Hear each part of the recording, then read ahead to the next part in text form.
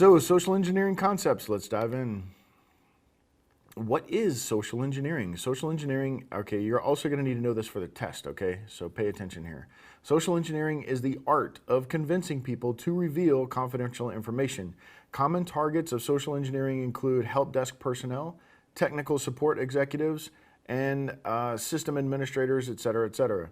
Social engineers depend on the fact that the people are unaware of their valuable information and are careless about protecting it. They care about their information, but not the company's information. So the company cares about its information, but not your information. So if we would just show each other a little love, a lot of this stuff would kind of go away. So it may behoove you to act accordingly. So for whether you're a corporation, representing a corporation, or whether you're representing the individual, if you care about one another, then a lot of this stuff goes away. But that's what leads to the bulk of the breaches, right? People don't care about the company's data, and the company doesn't care about the individual's data. So don't get too bent when the company says, that was your data, not ours. It's okay, right? You would do the same thing.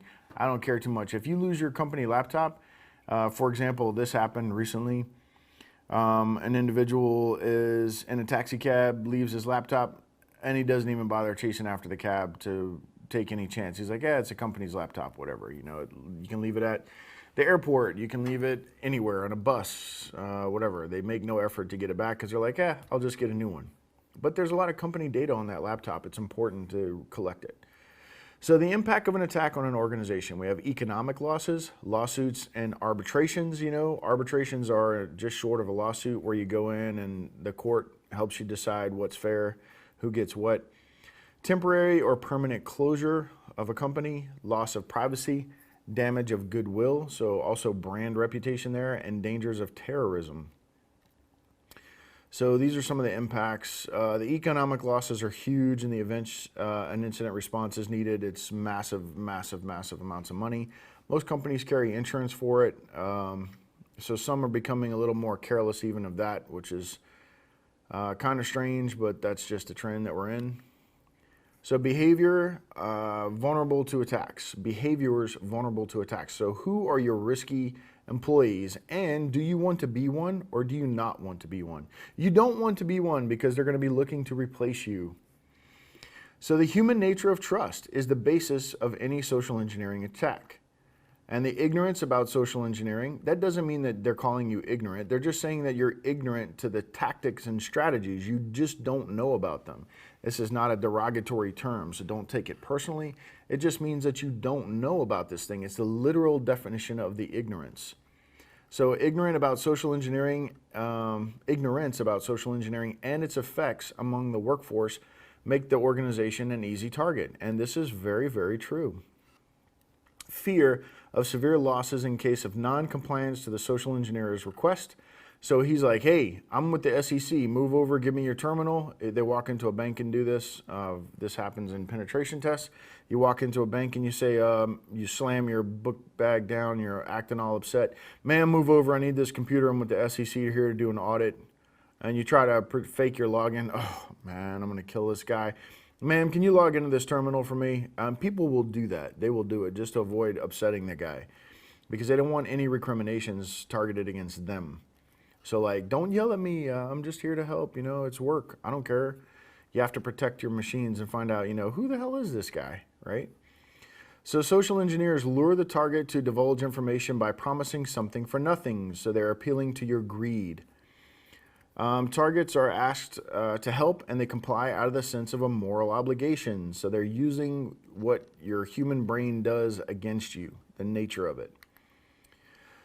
So always stop to think before you do this, before you share this information, before you reply to an email, make sure that it's legitimate. And we're going to show you some tactics how to do that. We already looked at a couple.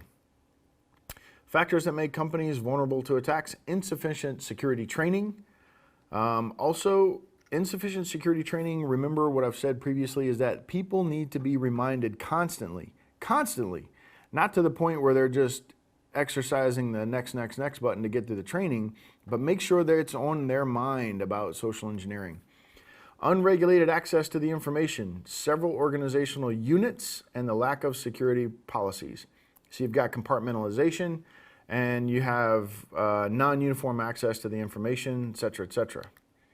So why is social engineering effective? Security policies are as strong as their weakest link, just like anything, right? And then humans are the most susceptible factor, and we're also the most unpredictable. We may not ever fall victim to this, and then one time we will, and that's all they count. That's all they care about. We have to be right every time in security. They only have to be right once out of a badillion, right? So it is also difficult to detect social engineering attempts. Well, not really. We have the email. We see it coming in all the time. So I don't know if that's necessarily true, but if they're calling in, that might be a little more difficult to do, right? I mean, you have block lists and things like that too for phones as well. But spoofing phone numbers is very easy to do. There is no method to ensure complete security from social engineering attacks. There is no method to ensure complete security from social engineering attacks. Well, security in-depth strategies are one way to do it. So they do have tactics and strategies against allowing it.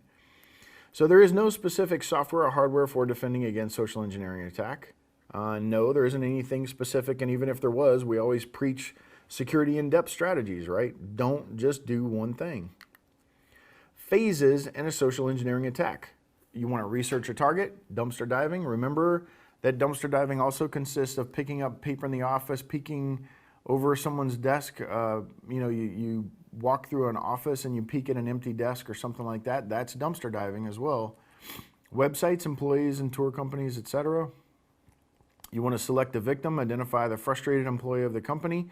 Not just a frustrated employee, but maybe a new one in HR because they're excited. They want to help. Oh, the CEO is asking me for something. Woohoo, I'm going to do it right away. And they'll respond to that email right away, trying to help.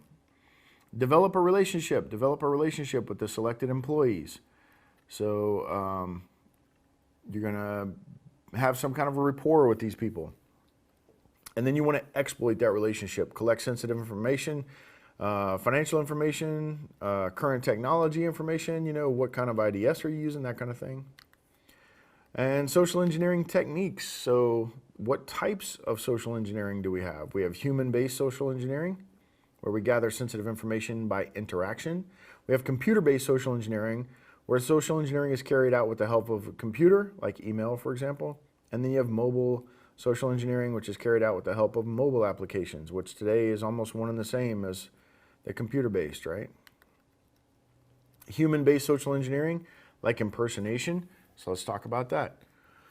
It is the most common human-based social engineering technique where the attacker pretends to be someone legitimate or an authorized person. The attackers may impersonate the legitimate or authorized person either personally or by using a communication medium such as phone or an email. And the impersonation helps attackers by tricking the target to reveal sensitive information. Very, very common. Passing as a legitimate end user, give the identity and ask for some of the sensitive information. Hi, this is John from Finance Department. I have forgotten my password. Can I get it? So posing as an important user, posing as a VIP of a target company, a valuable customer, etc. Hi, this is Kevin, the CFO secretary. I'm working on an urgent project and lost my system password. Can you help me out? I mean, this one's really common, right? I'm working on something urgent. I need help. Posing as a technical support, call as technical support staff and request IDs and passwords to retrieve data. Sir, this is Matthew, technical support X company, blah, blah, blah. So all of these are 100% common and work 100%. I've seen them all in the last year. Absolutely.